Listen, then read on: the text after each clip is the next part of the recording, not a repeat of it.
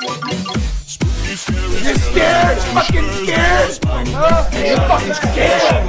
Yeah, you're fucking scared. What about you, huh? Look at that dick. It's spooky season, and you know what that means. It's the time of year every YouTuber makes the same couple of videos about horror movies, including yours truly. Though this year I wanted to do something a bit different. Instead of making several videos about the same few topics that everyone else covers, I'm just gonna condense them into just one video. It's gonna be simple and straight to the point. No fluff. It's because I don't feel like I need to over-explain or break down these topics into multiple videos. So, here are the topics that I'm covering, and I'll have timestamps down below for which one you want to skip to. Oh, spoiler by the way, some of these might be pretty unremarkable or unoriginal, but let's be real, that's how most of these videos tend to go anyway. Plus, this is just kind of a way for me to talk about multiple different horror movies at once. That's about the gist of it, so sit back, relax, let's get into it.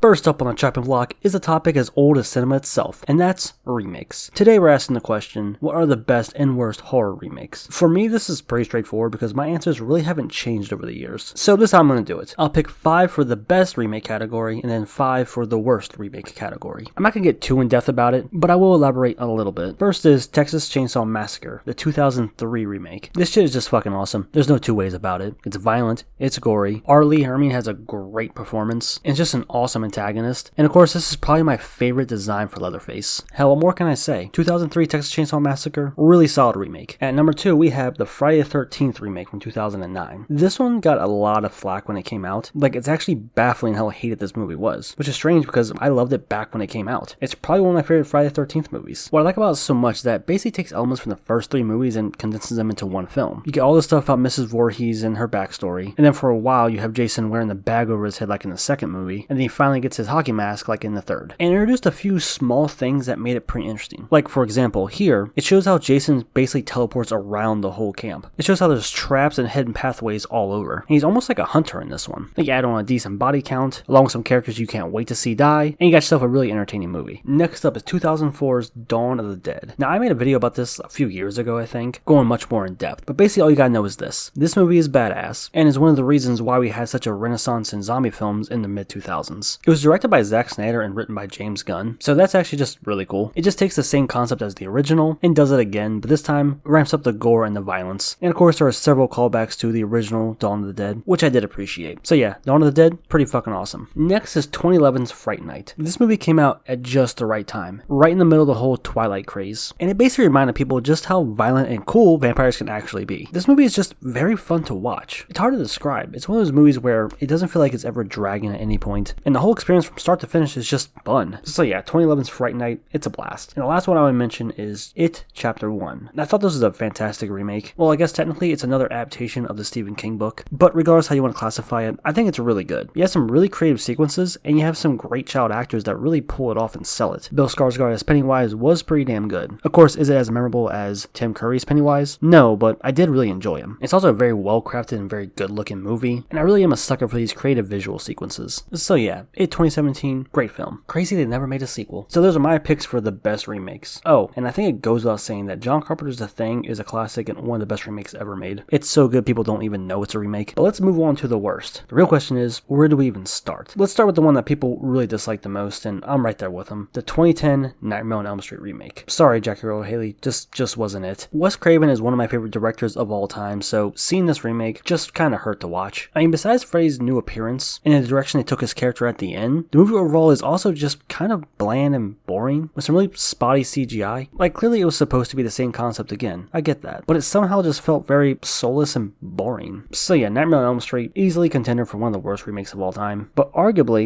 the 1998 Psycho is probably worse. When you remake something like Nightmare on Elm Street or Texas Chainsaw Massacre, what you're doing is you're remaking a classic, but when you go to remake Alfred Hitchcock's Psycho, now you're fucking with and trying to recreate a film that was the blueprint for the genre. You see, there's a very short list of films that never should be remade or need to be remade, and Alfred Hitchcock's Psycho is on that list. Though if I'm really thinking about it, the Bates Motel show was actually pretty solid, so I guess that's not entirely true. Although Bates Motel was kind of like a modern day reimagining slash prequel to Psycho, and for what it was, I thought it did it pretty well. But anyway, the 1998 film just felt completely unnecessary, especially when you do like shot for shot remakes of several scenes, and the shit they did add it just wasn't that good. So yeah, this remake wasn't it. What was that, 3 that I named so far? I could honestly just keep going. Like, really thinking about it, a lot of remakes really aren't that good. Hell, just off the top of my head, there's what, the 2015 Poltergeist, or The Fog, or One Missed Call? There's just an endless supply to choose from, and a lot of them suffer from the same issues. They're either really bland, really boring, or unnecessary, or they're just so poorly executed that it makes you wonder how it even got made. Or they try to do their own spin on the original, and then ends up falling flat on its face. There were some remakes that I liked when I was younger, but looking back, they really weren't that good. Like When a Stranger Calls and House of Wax. I have a soft spot for them, but man, rewatching them today, they're really not that good. But there are some that aren't considered that good, but I don't mind at all, like 2013's Carrie. But again, like It, that's technically an adaptation of a book, but for the sake of the video, I'm gonna call it a remake. So yeah, in conclusion, a lot of remakes just really suck and really miss the mark. And these are just ones that I rambled off the top of my head. I could easily just keep going. But you get the point. Let's move on to the next topic.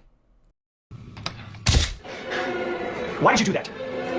Why would you do that to me when you know how I feel about that? Why? The worst horror franchises. Where do I start? Well, for starters, I'm just gonna say this. The Conjuring universe and Paranormal Activity movies are honestly just easy targets. It kind of goes without saying that most of the movies in these franchises are really not that good. But really thinking about it, they're usually so bad or mid that they're just forgettable. The same kind of goes for the Amityville Horror and Children of the Corn sequels. They're just easy targets. And let's be real, no one ever thought that these sequels were gonna be any good at all. They're definitely not needed or wanted. So in turn, they're not even worth talking about. What I want are the truly bad ones, and after careful consideration, I think I narrowed it down, starting off with my personal pick for the longest time, and that was Texas Chainsaw Massacre. It's an awesome name, has an awesome villain, but man, are these movies just not good. Seriously, it's only the original and the 2003 remake that I actually enjoy. The second one was kind of fun, and Next Generation was fucking bizarre, but I'm hard pressed to find things that I actually like about these movies. The last one that was on Netflix was a total mess. It took the Halloween 2018 approach, but botched it hard. So out of all the classic horror franchises, the big four, I think this one is easily the worst. But there might be just one franchise that actually has more terrible entries than Texas Chainsaw, and that's Hellraiser. Pinhead is an amazing and awesome villain with a really cool design and presence. And the first movie is done by the author of the short story himself, Clive Barker, who also wrote the original short story for Candyman. So it wasn't bad at all. For what it was a pretty lean, solid, gross, and cool horror flick. And then the sequels happened, and it just kind of got worse from there. The second one wasn't terrible, but from that point on, it just goes off a cliff. There was a so-so remake in 2022, but it wasn't anything to write home about. As the series went on, the plot just got dumber, and the effects somehow got worse. In retrospect, they really should have stopped after the first one, maybe the second, but I see why they didn't. They had an instant horror icon on their hands with the first movie, so they just kept milking it. Even though I swear most of these sequels went right to DVD. Same can be said about Pumpkinhead. They really should have stopped after the first one. But hey, straight to DVD and streaming services need some filler content, so here it is. And don't get me started about the Jaws sequels. Why do they even exist? The movie really should have just been a one and done. Wrong Turn started off pretty decent, but then it just slowly devolved into garbage. Seriously, after like the third one, what even were these movies? They somehow got cheaper and lamer every time. And did anybody even bother to watch like the reboot or remake? Or look at the many failed attempts of getting Jeepers Creepers off the ground again? It's a shame because the first two were pretty damn good, but the last two were just horrible. So technically half of that franchise is bad. Although to be honest, the real creeper is the director. Saw started off pretty solid, but after the third one, they decided just to lean a lot more on the traps and absurd plot lines. It started getting ridiculous, but it was still kind of fun in a way. So I kind of give that one a pass, just because it was so ridiculous that it was just fun. Although the last few entries were just boring as hell. The Strangers was a pretty decent movie when it came out, but they somehow done the same concept like 3 times at this point, and each time it's gotten worse. It's one of those things that it really didn't need to be a franchise or have sequels. Oh, and do I really gotta mention the Resident Evil movies? So yeah, for the worst, just pick any of them really. It all is just a matter of preference. Anyway, that'll do it. On to the next one.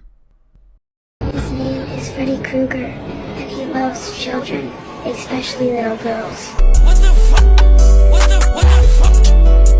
We're going to be shifting away from worst franchises to just worst individual horror movies. So we're going to narrow the scope here. But a lot of franchises that we just listed also kind of contain some of the worst horror movies. But I'm going to try and stick to movies outside of those franchises because it would really be too easy to list off shit like Halloween 6 or Jason Takes Manhattan. Or I could pick like a low budget Tubi movie that no one's ever heard of, but let's broaden our horizons a little bit. I want to name off some that people have at least heard of. So that being said, I got a few I want to list off. Starting with Smiley. Some of y'all might not be old enough to remember this, but this was a a YouTuber horror movie. Like, it starred YouTubers. Tobushkis was in this, Shane Dawson. And if you ever saw a YouTuber and thought, man, I wonder if they could act, the answer is no, they probably can't. And this movie was a prime example of that. I mean, I do think it's pretty neat that a bunch of YouTubers got together and got this film made, but at the end of the day, it's still a movie, and it really wasn't that good. They tried to kickstart this new horror icon called Smiley, but it was just very lame. When you weren't cringing from the bad acting, you were just kind of bored out of your mind. It was honestly a pretty fun time period when everybody was just dunking on this film. So yeah, Smiley really sucks. Next up is Alone in the Dark. Honestly, if you know the director, then you know that this film is something to behold. Yui Ball, his films are usually just terrible in general, and the director is so unhinged that he is actually far more entertaining than his own movies. So yeah, this was a video game adaptation that has nothing to do with the video game, which already is a terrible start. Add in most of the same complaints I had about Smiley, then you have yourself one of the worst horror movies ever. Yeah, so don't watch Alone in the Dark. Instead, watch a YouTube video about the director, because it's far more fun. Next up is The Boy 2. I know it's a pretty odd pick, because it's just a very forgettable sequel, but the reason why I'm including it is because The Boy was actually a really damn good movie. The first one. It was a pleasant surprise that had a pretty good twist towards the end. I thought it was done rather well, it was a pretty decent movie, and overall just very creative and I liked it. The Boy 2 is just completely unnecessary and just kind of ruins everything. Is it the worst movie? No, but honestly, I just included it on this list just so I have a reason to complain about it. So yeah, watch The Boy, don't watch The Boy 2. Next we got Winnie the Pooh, Blood and Honey. Now the only reason I'm including this is because this movie was hyped up because it was released the same year that Winnie the Pooh entered the public domain. So it had a lot of hype and attention, but when it came out, it was just bad. It's not even so bad it's good, sadly, it's just so bad it's boring. It was clearly very rushed just to capitalize on the fact that Winnie the Pooh was entering the public domain, and they wanted to be the first ones to make a horror movie out of the IP. So I'm really only mentioning this one because they took all the hype and attention they were getting, and they just fumbled it with a very clearly rushed movie. Apparently there's a sequel that came out that's better. I wouldn't know because I didn't watch it. Alright, time for the rapid fire round. Just gonna name off some movies. Are you ready? Let's go. The Bye Bye Man, Slender Man, Grim Cuddy, Unfriended, and basically everything David Gordon Green has done besides Halloween 2018. And I'm gonna finish this off by mentioning It Chapter 2. While not technically bad or really the worst, it's really just disappointing to me personally. I mean, honestly, it's kind of hard to blame the director and writer because even in the source material, the adult portion of that story and even that part of the story in general just isn't as good as the parts when they're kids. So yeah, for the worst horror movies, those are the ones that I thought up.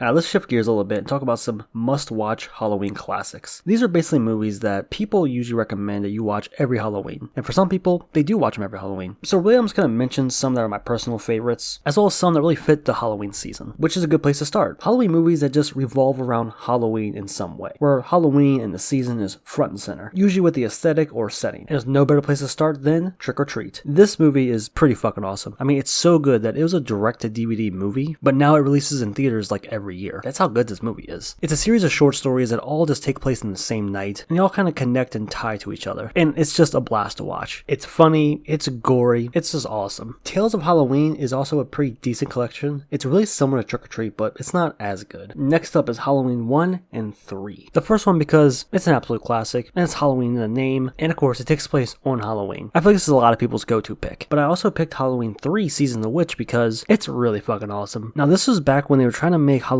to an anthology, so this story has nothing to do with Michael Myers or anything like that. It's its own standalone story, and people were hard on it at the time because it wasn't connected to Michael Myers, but over time, people really grown to like it. Hell, I'm one of them. It was very creative and very festive for the Halloween season. Halloween masks are the focal point of the plot, and Halloween itself is kind of like a doomsday clock ticking down, so it's really a race against time. So yeah, I can't recommend it enough. It's great. And speaking of Halloween acting as sort of a doomsday clock, we got Monster House. We got this house that's alive that eats children, and guess what? It's Halloween night, so they have to try to find a way to stop this house before trick-or-treaters get eaten. This is one of those movies that I always had playing in the background when I was younger. Like, it was always in the DVD player, always just on loop. This is just a very fun animated movie. And speaking of animation, we got The Nightmare Before Christmas. Come on, this is on like everybody's list. It's a Halloween movie and it's a Christmas movie. Come on. I really don't think I even have to elaborate because everyone knows what Nightmare Before Christmas is, and I never met a person who disliked it. So yeah, this one really just kind of goes without saying. But the last Halloween themed movie I want to mention is Scary Stories to Tell in the Dark. This movie is honestly just fantastic. Like, I genuinely love this movie. It's great. The way they took the stories that were in the original books and created a whole narrative around them and tied them together was honestly kind of genius. And having the whole movie take place around Halloween is just the icing on the cake. So now let's move on to some non-Halloween themed horror movies that I personally love watching around this time of year. And of course, we got some absolute classics like The Shining and Scream. Scream is one of my favorite movies of all time, and The Shining is just a beautiful, haunting masterpiece. And it's up there as one of my favorite Stanley Kubrick films, kind of like how Scream is one of my favorite Wes Craven films. These are classics classics and I always find time to watch them every year. And I also watch a lot of James Wan's movies. I'm talking Malignant, Dead Silence, The Conjuring, and the OG Saw and Insidious. These movies alone really just kind of solidified James Wan as one of my personal favorite directors. The guy's talented as hell. And I'm going to end off by naming some Sam Raimi classics. Drag Me to Hell and all, yes all, of the Evil Dead movies are good. If not, at least solid. So yeah, I think that'll about do it for movies that really get you in the Halloween and spooky season, you know? But now I think it's time we move on to our final section.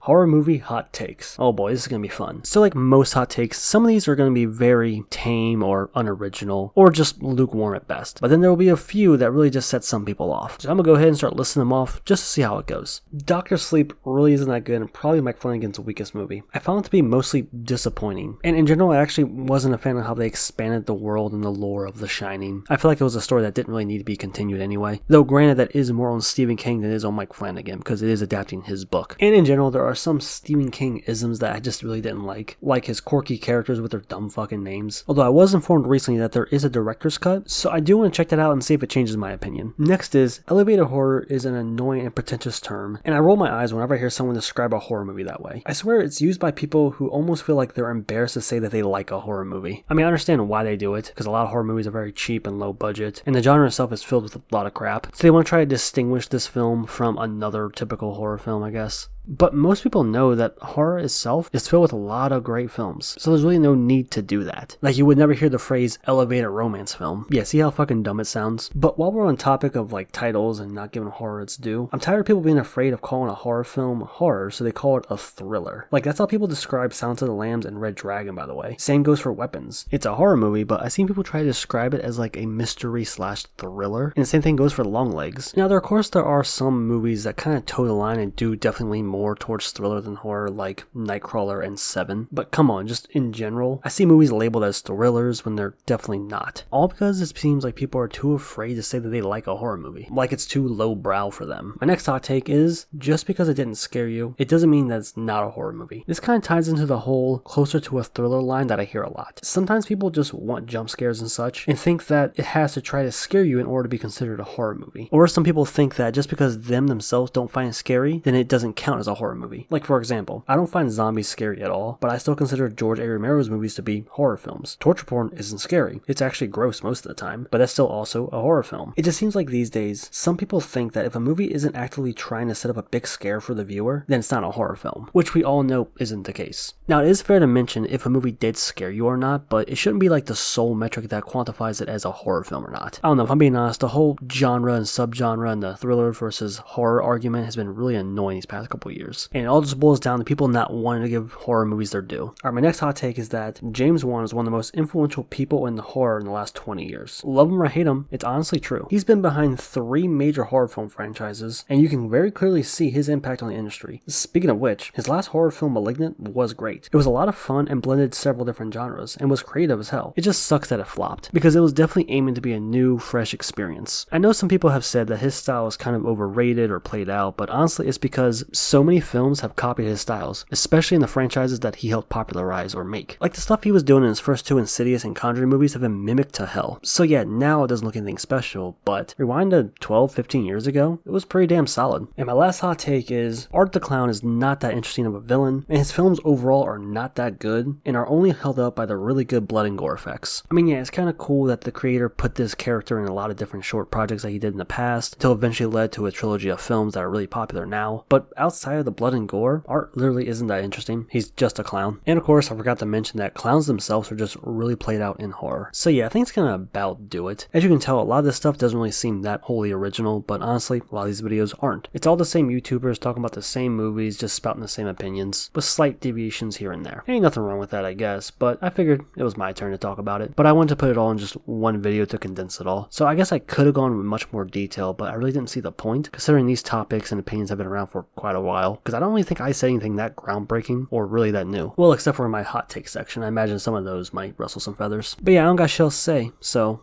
see ya.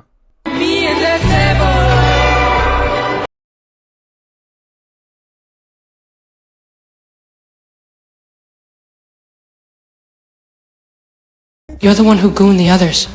Bruce, Robin. That wasn't me. That was someone else.